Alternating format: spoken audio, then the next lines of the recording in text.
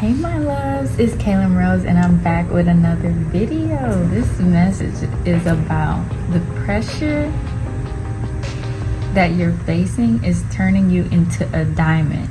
This comes from 1 Samuel 29 where this message says, Achish sends David back to Ziklag. Let me tell you what Ziklag means. Ziklag means David was living in the town Ziklag, but he was going to try to help Achish to fight. And Ziklag comes from a Hebrew root verb meaning to press mentally, someone or something, to reveal what is inside. And so, literally right now, you're being pressed like grapes to reveal what's down on inside of you, the true you, the true beauty, the true strength, the real you is being pressed out. But there's a song that finally resonated with me. There's this song by Tasha Combs that I was like, man, I can't get into this song. But sometimes you can never get into a song till you've been through it. And it's called Gracefully Broken. And so in this season, you are being gracefully broken and pressed. But what she said was, but God's not like harming you in the process. Like, He does it with grace. It's not meant to destroy you, and it won't. And see, the reason God compares it to a wine press is because wine presses are meant to squeeze the juice out of the grape to produce new wine. It's not meant, that's why people are able to make cranberries or raisins, whatever you call it, because it doesn't destroy the rest of it. It just produces the wine out of it. And so it's a controlled pressing. This isn't like destruction like the devil brings on you when you're being pressed down. This is God's pressing, which is controlled, and it's only meant to produce good fruit, good new wine. And so the day that even happened, that revelation, God played a song called New Wine by Todd Galbert. And it means God is breaking new ground. It means you're being crushed, pressed, perplexed, but He's making you a vessel, an offering pleasing and holy to God. New freedom is here. The kingdom is here in new power. So, back to 1 Samuel, this is about how people are angry at you for no reason. See, the verse that really stood out to me was in verse 8, 1 Samuel 29, where David was like, but what have I done? Asked David. What have you found against your servant from the day I came to you until now? Why can't I go and fight against the enemies of my lord the king? And then Achish answered, I know that you have been pleasing in my eyes as an angel of God. Nevertheless, the Philistine commanders have said he must not go with us into battle. Now get up early along with your master's servants who have come with you and leave in the morning as soon as it is light.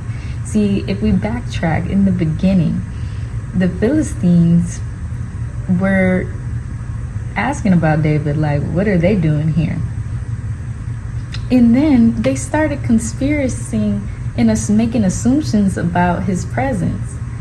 All negative. They had nothing good to say about David for no reason. So in this season, many people are coming up against you for no reason. They're making assumptions about you for no reason. When the proof is in the pudding of your character, when the proof is in who you are, if people truly know you, they would not believe what others are saying, because the real people that know you will say and vouch for you. You're an angel of God. That's what God is saying right now. You have been an angel of light. You haven't done anything wrong up until the point you have been around people until now. That's just a message, a word for somebody. You have done nothing wrong, so stop questioning yourself. I do this a lot, but you've been doing the right thing. You haven't been out here acting crazy. You haven't been out here harming people. You're actually helping people, if anything. And you want to help people. David just wanted to help. And people were angry at that. So that goes to show you, people will be angry about you just being a good person, a helping hand, a servant of the Lord. You can be an angel and people will still not like you. People the scriptures will be fulfilled that God has said they hated me without reason. And we are no better than the master. See, God is also saying this season, for nothing that is hidden shall not be disclosed and brought out into the open. But the New Living Translation was around something like, there's nothing that is in secret that will not be brought out into the open for all to know. So everyone's gonna know about the people, like from my last message, that are pretending in your life. The people that don't like you for no reason are being exposed right now too as well. You are without fault, and that's going to be brought out into the open, and God is going to vindicate you. And there are also people vouching for you, saying, he's been an angel of God. You are an angel of God right now. So keep doing what you're doing and let people go. David went on about his business. When people reject you and say no, let it go. Move on with your life and look forward towards the opportunities that will accept you for who you are and see you for who you are as that angel of light. Do not try to prove yourself to no one right now. Do not try to explain yourself. The best wisdom is silence. The loudest message is silence. Because when you know who you are and you know you've done nothing wrong, you don't make a fuss. You don't kick and scream. You just accept people for who they are, and you accept yourself for who you know yourself to be.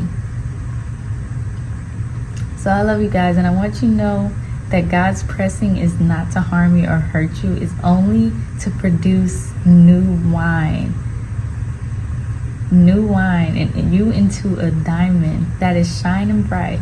God, I had in my spirit last night, shine bright like a diamond. This is just gonna make you shine even brighter than you have ever shined before.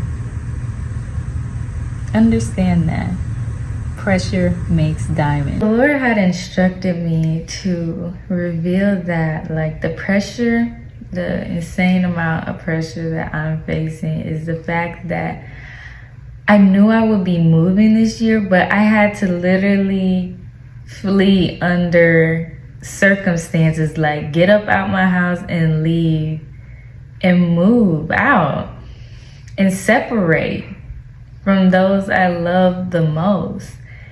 And it's been an emotional,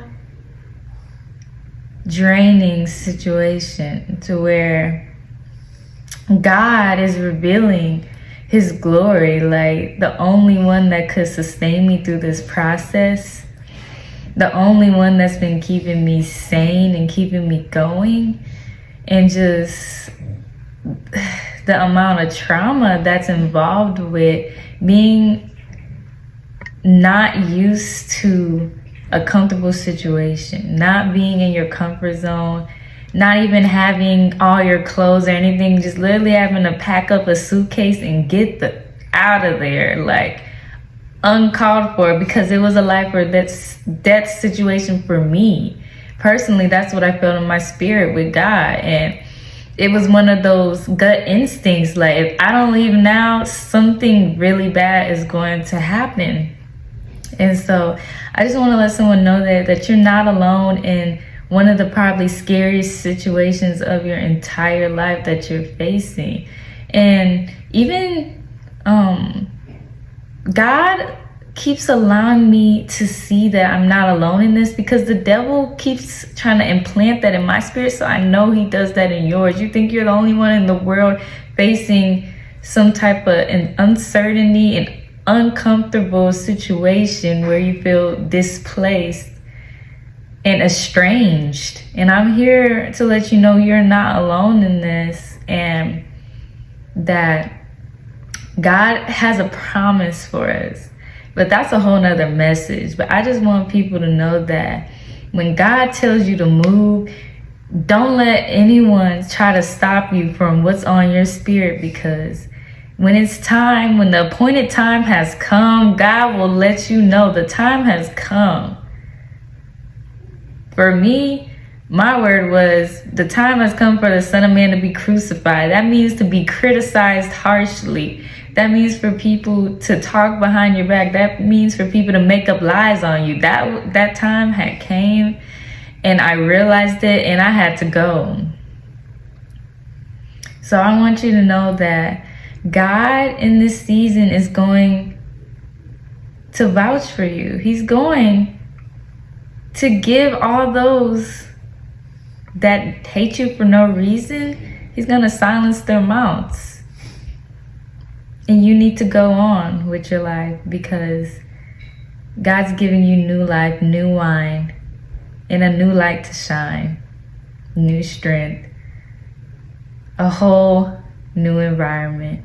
I love you guys. Bye.